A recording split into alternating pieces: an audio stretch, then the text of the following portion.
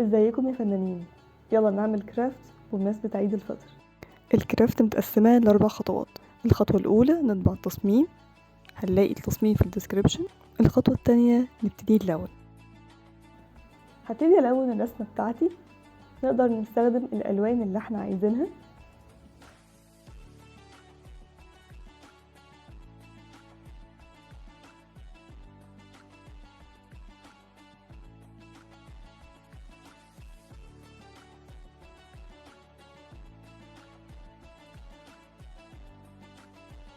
هبتدي أقص الشكل بتاعي.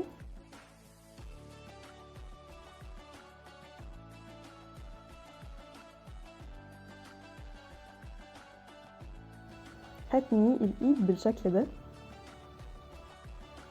هلزق الطبق في إيد البنت.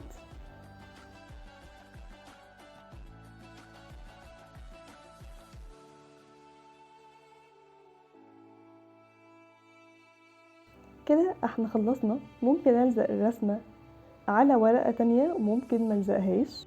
كل سنة وانتم طيبين، واشوفكم الحصة الجاية.